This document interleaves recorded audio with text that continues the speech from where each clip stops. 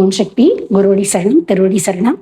இன்னைக்கு நான் அம்மா நம்ம கூட உயிரோட இருக்காங்கங்கிறத எல்லாருமே ஓங்காரத்துக்கு போன பிறகு அம்மா என்னடா நம்மளை கண்டுக்க மாட்டேங்குதே, நாம் பாட்டுக்கு தனியாக விடுபட்டு ஒரு உலகத்தில் விடுபட்டு தனிப்பட்ட உலகத்தில் நம்ம சஞ்சரிக்கிறோமோ, இறைவன் துணையும் நமக்கு இல்லையோ, நம்ம அம்மாவும் நம்மளை கை விட்டுருச்சோ அப்படின்னு யாரும் கவலைப்பட வேண்டாம்.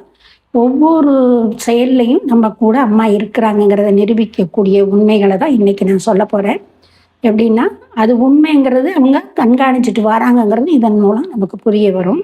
இந்த ரங்கநாயகி அக்கான்னு சொல்லுவேன்ல, அவங்களுக்கு என்ன பண்ணியிருக்காங்க, அம்மா ஒரு தியான காட்சி காட்டியிருக்காங்க. திருப்பி அந்த தியான காட்சியில் என்ன பண்ணியிருக்காங்கன்னா, அவங்களுக்கு இப்போ இது ஒரு 5 கிலோ கோதுமை வாங்கி கொண்டு போய் ஒரு 2 பேருக்கு இது கொடுத்துரு. அந்த 5 கிலோ கோதுமையும் உன்னால் எவ்வளவு கொடுக்க முடியுமோ அந்த 2 பேருக்கும் பிரித்து கொடுத்துரு அப்படின்னு அம்மா சொல்லியிருக்காங்க.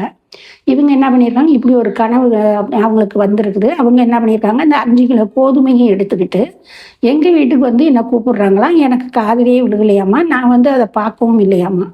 அதே மாதிரி கொஞ்சம் தூரத்தில் நின்று திரும்பி பார்க்குறாங்களா, வெண்ணிலா தெரிகிறாளாம். வெண்ணிலாவை கூப்பிட்டு வெண்ணிலான்னு கூப்பிட்றாங்க, அவளுக்கும் காதிலேயே கேட்கலையாம். இப்படி பார்த்துட்டு என்ன பண்ணுறாங்க, பார்த்தம்மா என்னம்மா அப்படி ஒரு கனவு வந்தது அப்படின்னு சொல்லி என்கிட்ட கேட்டாங்க.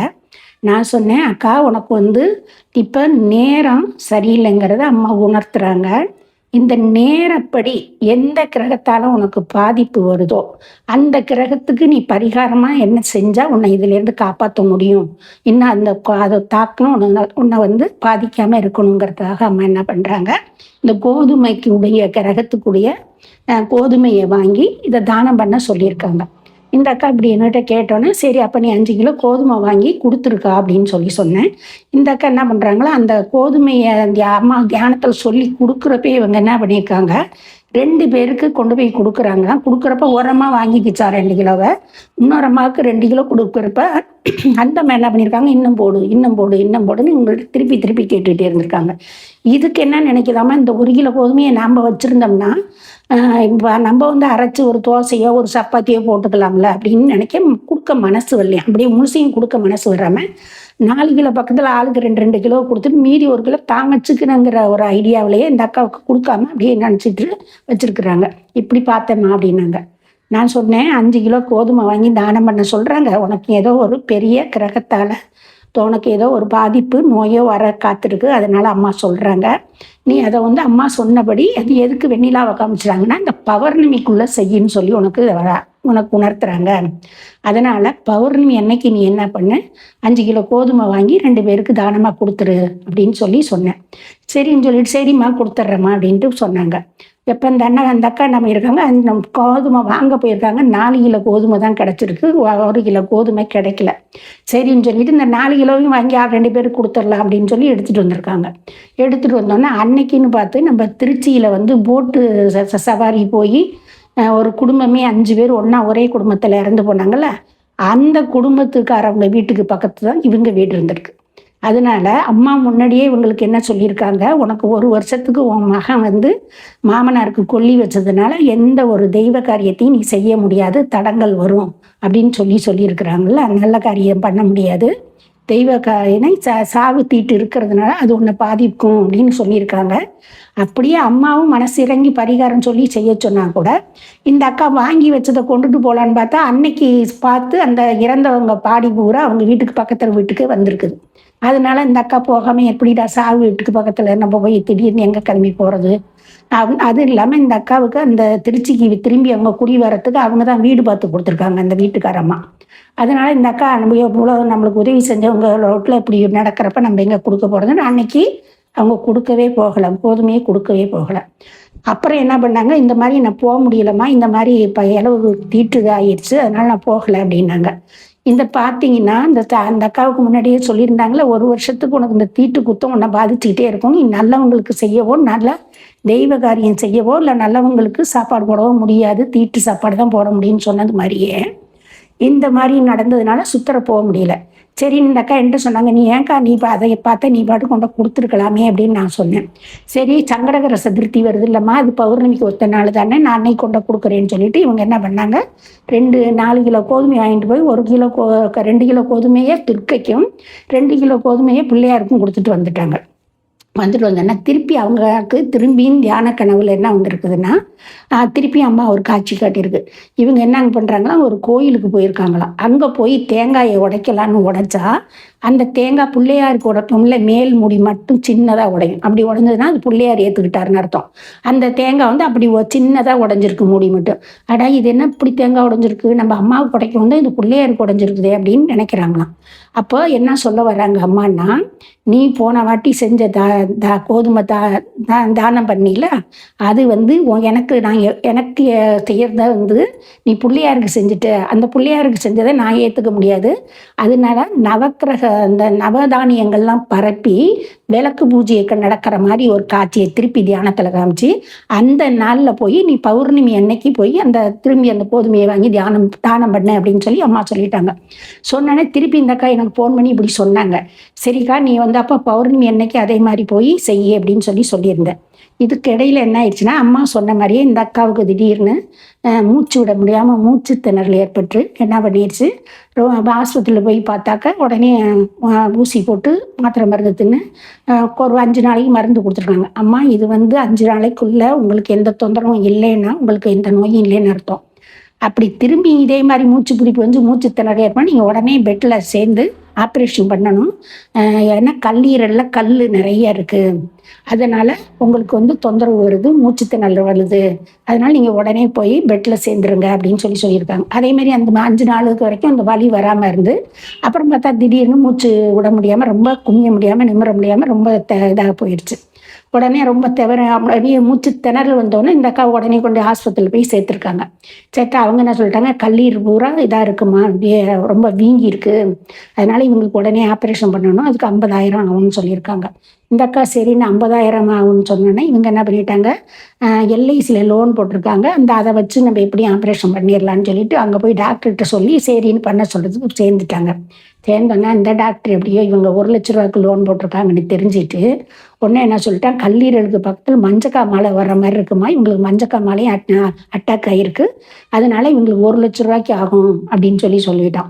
இது தெரிஞ்சோன்னா போனதுலேருந்து எல்லாத்துக்கும் தொட்ட 90க்கும் காசு கொடுங்குறான்னு தெரிஞ்சுட்டு, இவன் நல்ல டாக்டர் இல்லைன்னு தெரிஞ்சுட்டு, நாங்கள் அந்த அக்காவோட வீட்டுக்காரு ஓஎஃப்டியில் வேலை பார்த்தாங்க திருச்சியில், அதனால அவங்களுக்குன்னு ஒரு ஹாஸ்பிட்டல் இருக்குது, அங்கேயே நான் போய் பார்த்துக்கிறேன் அப்படின்னு சொல்லிட்டு வேண்டான்னு சொல்லி அங்கே இருக்க அந்த ஹாஸ்பிட்டலில் இருந்து டிஸ்சார்ஜ் ஆகி இங்கே திருச்சிக்கு வந்து நான் பார்த்துக்கிறேன்னு சொல்லி வந்துட்டாங்க. இப்போ இதுலேருந்து என்ன தெரியுதுன்னா, அம்மா சொன்னாங்கல்ல முன்னாடியே, நீ எந்த ஒரு நல்ல காரியத்தையும் செய்ய முடியாது, உனக்கு தீட்டோட 1 வருஷம் அந்த மாமனாருக்கு கொல்லி வச்ச தீட்டு உன் பையனுக்கு இருக்கிறதுனால உன் வீட்டில் சுப காரியம் எதுவும் செய்ய முடியாது, தீட்டு காரியம்னா தீட்டுக்காரவங்களுக்கு தான் சாப்பாடு போட முடியும்னு இவங்க எங்கேயோ சேர்த்தவங்க வந்து கரெக்டாக இவங்க வீட்டுக்கு கரெக்டாக அந்த பக்கத்துலேயே வந்து பக்கத்து வீடு அந்த வீடாக வந்து அந்த காரியத்தை அம்மா சொன்ன பரிகாரம் தெய்வமே சொன்னால் கூட அதை செய்ய விடாமல் தடுக்குதுன்னா, அப்போ அம்மா வந்து எப்படி கரெக்டாக துல்லியமாக சொல்கிறாங்கங்கிறது தெரிஞ்சுக்கும். அதே மாதிரி ஆலம்புண்டியை சேர்ந்த மணிமேகலைன்னு சொல்லுவேன், அவங்களுக்கும் அம்மா முன்னாடியே சொல்லியிருக்காங்க, இந்த சூர்யா மூலம் முக்திக்கு போகக்கூடிய இந்த மணிமேகலை தன்னோட தெரிஞ்சவங்களை முக்திக்கு அனுப்ப முடியும்னு ஒரு வீடியோ போட்டு சொல்லியிருப்பேன். அதேமாரி சூர்யா மூலமும் இந்த அன்னதானத்து மூலம் அவங்க பணம் அனுப்புறதுனால அவங்களுக்கு வந்து குங்குமச்சிமிழ்க்கு வந்து இப்போ கொடுத்து உங்கள் மாங்கல்யம் காப்பாற்றப்படும் அப்படிங்கிறத முன்னாடியே அம்மா எச்சரிக்கை பண்ணியிருந்தது. அதே மாதிரி இந்த மணிமேகலை செய்கிற புண்ணியத்து மூலம் இந்த 2 தர்ம காரியம் அன்னதானத்துக்கு பணம் அனுப்புறது மூலம் எப்படி அதை தடுத்துதுங்கிறத இந்த வீடியோஸில் திரும்பவும் சொல்கிறேன். அந்த மணிமேகலைங்கிறவங்க என்ன பண்ணாங்க, அந்த முன்னாடியே எப்படி தான் செய்கிற எல்லோரும் நினைப்போம் நான் இந்த மணிமேகலோட வீடியோஸை வந்து நான் என்ன பண்ணேன், நோட்டில் வந்து எழுதிக்கிட்டு இருந்தேன். எழுதிக்கிட்டு இருக்கிறப்ப இந்த மாதிரி முக்திக்கு போகிறதுக்கு மணிமேகலை மூலம் எப்படி முக்திக்கு அனுப்புன்னு அவங்களுக்கு தெரிஞ்சவங்களை முக்திக்கு அனுப்ப முடியும்னு நிரூபிச்சது அம்மா உண்மையை. அதை நோட்டில் எழுதுகிறப்ப எப்படிடா மணிமேகலுக்காக ஒரு இது பண்ண முடியும், மணிமேகலை பண்ண தர்மத்து மூலம் எப்படி அவங்களுக்கு தெரிஞ்சவங்களை முக்திக்கு அனுப்ப முடியும்னு நான் எழுதுகிறப்ப நோட்டில் யோசிச்சுட்டு இருந்தேன். அப்போ அம்மா சொன்னாங்க, இது எப்படி சாத்தியமாகும்? நம்மள சொல்றவங்க வீடியோஸ்ல சொன்னா கூட எல்லாரும் யோசிப்பாங்கல்ல. மணிமேகலை தர்மம் பண்ணா அதுக்கு அது சந்ததிக்கு கேட்கும். எப்படி ஒரு தெரிஞ்சவங்கள அவங்க முக்திக்கு அனுப்ப முடியும்னு யோசிப்பாங்கல்ல. அப்போ அம்மா என்ன சொன்னாங்க, ஆமா இதுக்கு மாரியே இதன் மூலம் இது முடியும். இது எப்படி சாத்தியமோ அது மூலம் இப்படிதான் சாத்தியம்னு ஒரு பாட்ட எழுதி, இதுக்கு நான் உதாரணம் சொல்றேன். இந்த பாட்ட எழுதுன்னு சொல்லி சொன்னாங்க. அந்த பாட்டு என்னன்னா, "நெல்லுக்கு இறைத்த நீர் வாய்க்கால் வழியோடி புல்லுக்கு மாங்கே புசியுமாம் தொல்லுலகில் நல்லார் ஒருவர் உலரு அவர் பொருட்டு எல்லோருக்கும் பெய்யுமழை" அப்படின்னு இந்த பாட்டை சொல்லி, இந்த மழை நல்லவன் ஒருத்தன் எனக்கு பெய்கிற மழை, அந்த வாய்க்கால் வழியை ஓடுற தண்ணி எல்லா நெல்லுக்கு புல்லுக்கு எல்லாத்துக்கும் பாய்ஞ்சு பயனடைய முடியுதுல்ல. அதே போலதான் இந்த மணிமேகலைங்கிற இந்த மழை நல்லவங்களுக்காக பெய்கிற மழை எல்லா ஜீவனும் பயனடைய முடியும். அவங்க மூலம் இந்த நல்ல காரியத்தை முக்திக்கு போக வைக்க முடியுங்கிறத இதை நிரூபிச்சு காமிச்சாங்க. அதே மாதிரி இந்த மணிமேகலைக்கு சூர்யா முன்னாடியே குங்குமச்சிமிழ் கொடுக்குற மாதிரி சூரிய பகவான் அந்த அன்னதானத்தை ஏற்றுக்கிட்டு இவங்க செஞ்ச அன்னதானத்து மூலம் அவருக்கு மாங்கல்யத்தை திருப்பி கொடுத்ததை எப்படி அதுவும் சாத்தியமாகும்னு இதன் மூலம் நிரூபித்தாங்க. எப்படின்னா, இந்த மணிமேகலை வீட்டுக்காருக்கு திடீர்னு ஹார்ட் அட்டாக் ரொம்ப சீரியஸாக போய் இங்கே முடியாதுன்னு பாண்டிச்சேரி கொண்டு போக சொல்லிட்டாங்க.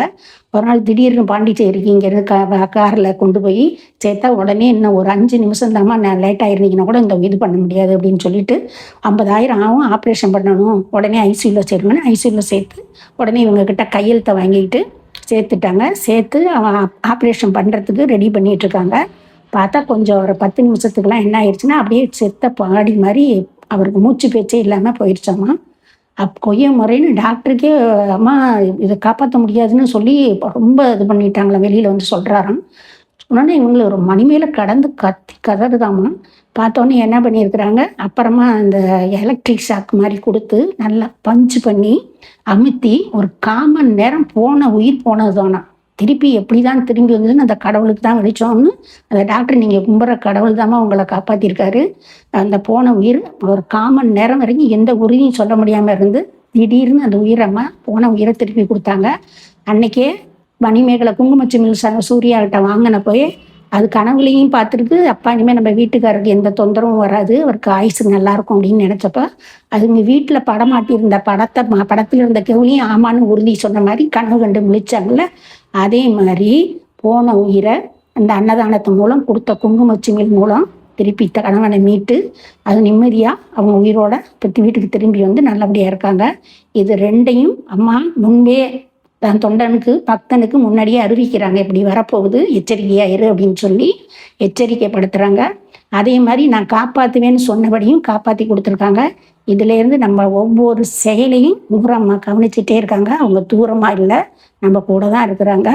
நம்ம என்ன பண்ணுறோமோ அதன்படி அவங்கள நம்மளை வாட்ச் பண்ணிக்கிட்டு இருக்காங்கங்கிறது இதன் மூலம் தெரிய வருது. இதுலேருந்து என்ன தெரியுதுன்னா, குரம்மா மேலே அன்பு காட்டுங்க, பாசமாக இருங்க, பக்தியாக இருங்க. அதே போல் எல்லாருக்கும் உதவக்கூடிய தர்மங்கள் தான் உங்களை காப்பாற்றுங்கிறத முடிவாக நம்ம உறுதி பண்ணிக்கணும். ஒவ்வொரு ஆன்மாவையும் கரையேற்றக்கூடிய பக்தியையும் சக்தியையும் தர்மத்தையும் நிறுத்தக்கூடாது. அதுக்கு உதாரணமாக நம்ம கூடவே இருந்து இதை நம்மளை எல்லாரையும் தக்க தருணத்தில் கரையேற்றி காப்பாற்றுறங்கிறது இந்த வீடியோஸ் மூலம் தெரிய வரும். ஓம் சக்தி.